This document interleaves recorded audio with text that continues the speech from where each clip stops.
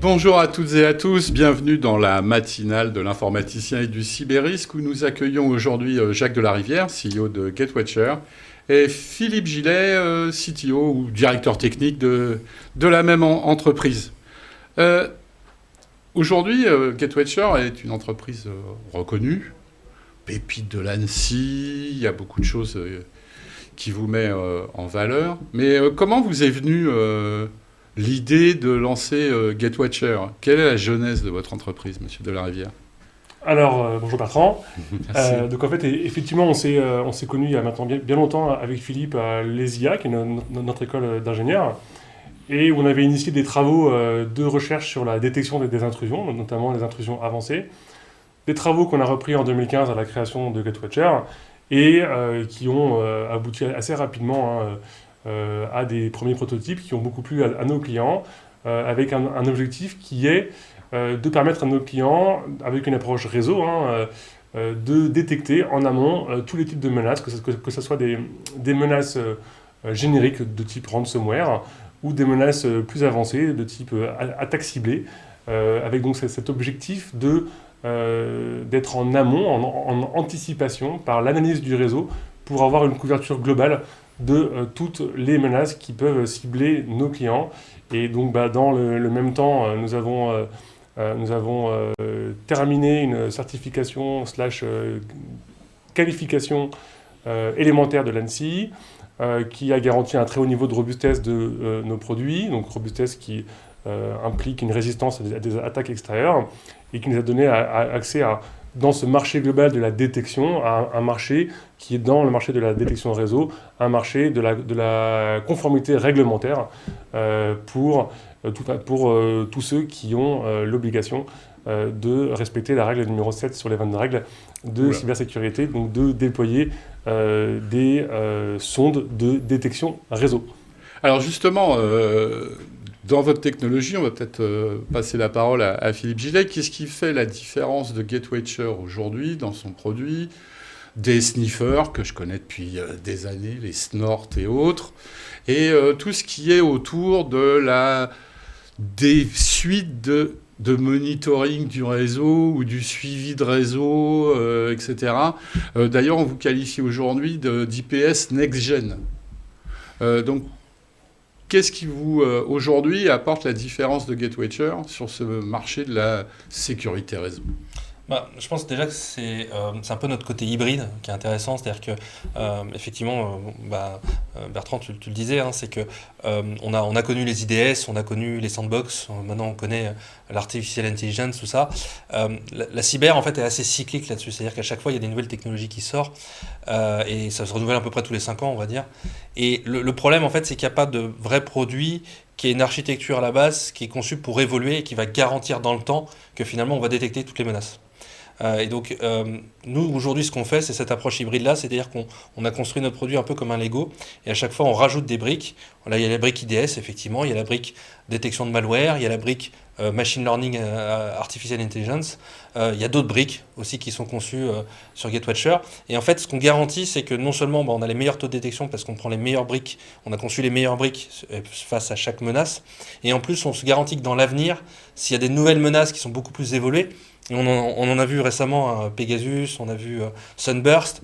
On garantit qu'en fait, sur ce genre de menaces, on est capable de réagir très vite, voire de les détecter tout de suite. Et c'est exactement ce qui s'est passé. Très bien. Vous avez aussi une très très grosse actualité, sans dévoiler de gros secrets. Donc vous allez lancer très bientôt un produit qui va s'appeler Ionic, pas Bionic. Ionic. Donc il paraît que ça veut dire quelque chose, mais ça, j'ai pas très bien compris ce que c'était. Et aujourd'hui, comment il va s'insérer justement dans cette approche hybride? Parce que s'il y a Ionic, il doit y avoir de l'intelligence artificielle quelque part quand même. C'est bien vu. Donc Ionic, il y a effectivement un petit jeu de mots qui est AI on IQ. Donc effectivement, il y a de l'artificial intelligence, IQ. Souvent, c'est un peu une consonance sur la threat intel. On retrouve beaucoup de produits de threat intel avec IQ. Et effectivement, il y a un concept de threat intel et de machine learning, en tout cas sur de la threat intel. Mais il n'y a pas que ça. Concrètement, Ionic, aujourd'hui, pour nous, c'est ce qu'on appelle le produit de NDR, donc Network Detection and Response, qui est un marché qui est vraiment en évolution, qui va bientôt atteindre sa maturité d'ailleurs, et c'est vraiment le futur marché pour les sondes de détection. Et s'il y a 2 points à retenir principalement aujourd'hui, c'est ce qu'on appelle l'UEBA. Donc c'est vraiment, on va dire, du Behavior Analytics.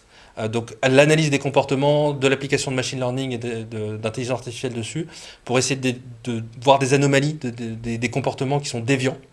Donc ça, c'est inclus dans le produit. Et donc ça, c'est sur tous les trafics qui vont passer dans l'entreprise, ou c'est juste sur le trafic vers l'utilisateur final, comme c'est on le sur voit tout le trafic. sur les EDR ou XDR? Ouais, c'est l'avantage de la sonde, c'est que c'est vraiment sur tous les trafics. C'est-à-dire, on voit tout le trafic. Alors souvent, on fait la distinction dans le monde du réseau, on fait la distinction de ce qu'on appelle le nord-sud, trafic nord-sud, donc utilisateur vers Internet, et après ce qu'on appelle l'est-ouest, où c'est plus des mouvements latéraux qu'on va détecter, c'est-à-dire qu'une personne malveillante qui serait déjà dans l'entreprise et qui resterait uniquement dans des flux internes jusqu'à ce qu'elle ait trouvé sa cible. Et donc Ionic est vraiment dédié à tout type de flux, c'est-à-dire nord-sud ou est-ouest. Et on va appliquer du machine learning, on va faire tout un tas de détections, mais vraiment sur tous les flux, quel que soit le périmètre, ça va s'appliquer absolument sur tout. Dans le concept de NDR, il y a aussi le mot réponse, réponse Oui. à l'attaque. Clairement, Ionic va pouvoir automatiser des réponses après la détection. Absolument, c'est complètement fait pour ça. Et souvent, c'est un peu le reproche qu'on fait aux produits avec le R, response. Dans le EDR, on a souvent le R qui est un peu bas, si je peux me permettre. Et en fait, c'était un gros travail pour nous. C'est qu'on a apaisé à 100% notre produit, et avec une bonne documentation, avec tout ce qui va bien, pour que justement on puisse se greffer à l'ensemble des outils du marché qui peuvent répondre. Ce qu'il faut bien comprendre, et c'est peut-être la problématique de l'EDR à la base, c'est que l'EDR veut être autosuffisant. C'est-à-dire qu'il veut répondre lui-même puisqu'il a cette capacité-là. Dans le monde du NDR, nous n'avons pas cette capacité-là, et donc on se crée un écosystème de partenaires, de gens qui vont être capables, eux, de répondre. Ça peut être des firewalls, ça peut être des WAF, ça peut être des proxys, ça peut être des EDR, ça peut être ce qu'on veut. Mais nous, notre boulot, c'est de donner correctement l'information pour qu'ils puissent répondre, qu'ils puissent interagir directement. Et donc ça passe par une APIisation, ça passe par tout un tas de trucs, et donc on a été extrêmement vigilant à ce niveau-là. Très bien. Philippe a insisté sur le fait que le NDR devenait un marché bientôt mature. Qui dit mature dit beaucoup de concurrents. Jacques Delarivière, quels vont être les éléments qui vont être différenciateurs sur ce marché de Ionic comparativement à beaucoup de startups américaines ou d'autres produits, même d'anciens du firewall comme Palo Alto, qui se jettent sur ce nouveau gâteau? Alors, en fait, comme l'a dit Philippe, c'est-à-dire que nous, on a conçu un produit évolutif et robuste à base de briques. C'est-à-dire que le produit va évoluer avec les nouvelles menaces qui vont apparaître sur le marché, et c'est un produit qui est entièrement autonome. C'est-à-dire qu'aujourd'hui, n'importe quel client de GetWatcher peut le déployer de manière autonome, en standalone, sur un cloud ou sur un data center maison, in-house, et on garantit aucune connexion extérieure. C'est-à-dire que pour tous les contextes réglementaires ou pas, c'est-à-dire même les clients qui veulent faire de la détection très active avec un très haut niveau de détection des menaces, mais en leur garantissant que leurs données restent chez eux et restent leur propriété, ne sont pas analysées en cloud, on est aujourd'hui les seuls à le faire directement en mode NDR. Et ça, c'est vraiment un élément différenciant. Au-delà de ça, on garantit, au-delà des fonctions très, très avancées dont parlait Philippe, qui sont, je pense, essentielles, et qu'on appelle de l'UEBA, donc User Entity Behavioral Analytics, qui permettent de faire une corrélation globale entre les alertes et le fonctionnement des utilisateurs et de chaque composant du SI. Ça permet en fait au client de réconcilier sa production informatique, réseau et système par exemple, avec ses équipes cyber. C'est-à-dire que pour la première fois, c'est un outil qui donne une compréhension globale du SI et qui la relie aux menaces qui sont identifiées. Et ça, c'est un vrai step, c'est une vraie évolution pour nos clients, et on voit très bien que cette double application de nos produits fait vraiment rentrer la cyber dans l'opérationnel des clients. Donc, un des avantages, ça va être aussi de casser les silos entre les équipes réseau, les équipes cyber, etc. quoi. Parce que moi, ça fait quand même 25 ans que j'entends parler qu'on va casser les clients en fait, nous demandent toujours, on voit à chaque forum, à chaque salon, à chaque atelier, dans l'écosystème cyber, les clients disent toujours moi, il me manque une glue qui fasse la connexion entre chaque outil cyber.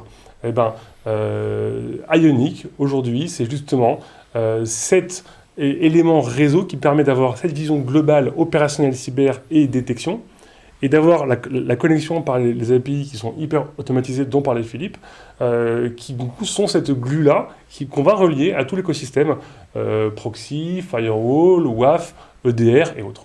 Ionic est un produit qui est appelé à évoluer.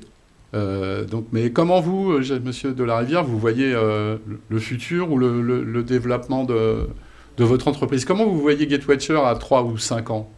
Alors, Gatewatcher, c'est avant tout une entreprise qui s'est donnée pour mission de détecter les menaces très en amont, donc avec un très fort niveau de R&D pour aider nos clients à protéger leur business.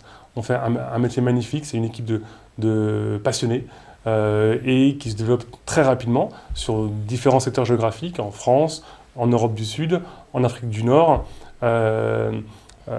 et aussi en Asie-Pacifique.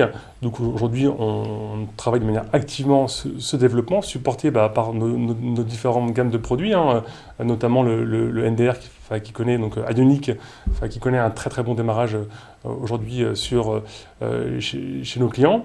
Et donc on envisage effectivement un jour une levée de fonds ou une introduction en bourse sur des marchés comme Euronext Growth par exemple, qui apporte une certaine flexibilité et des capitaux suffisants pour se développer.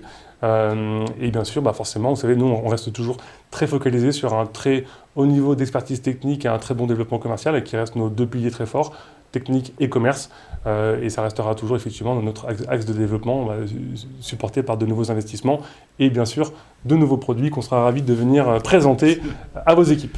Des projets d'aventure américaine? Alors, je pense qu'aujourd'hui l'axe de développement global sur le marché de la détection, c'est le cloud. Voilà. Et aujourd'hui, les clients ne font plus la différence entre est-ce que c'est un projet américain ou pas. Quand vous êtes sur un store Amazon ou un store Azure... Non, je voulais préciser sur l'expansion géographique. Oui, mais en fait, c'est aujourd'hui un moyen de prendre un pied directement sur des pays étrangers qui sont peut-être un peu plus loin, où il y a moins d'emprises, où il faut aussi beaucoup de moyens pour se développer, de le prendre par l'angle du cloud. Et là, c'est un angle effectivement qu'on développe très bien, parce qu'on a maintenant nos logiciels qui sont disponibles sur les stores Amazon et sur bien d'autres très rapidement. Donc ça, c'est un vecteur de business qui est très fort et qui permet d'aller se développer dans des zones comme les US, qui à la base, autrefois, demandaient beaucoup d'investissement. Et maintenant, avec les visios et le cloud, on va beaucoup plus vite. Parfait, Jacques Delarivière, Philippe Gillet, merci de vos interventions, et puis bonne chance à Gatewatcher et à Ionic. À très bientôt.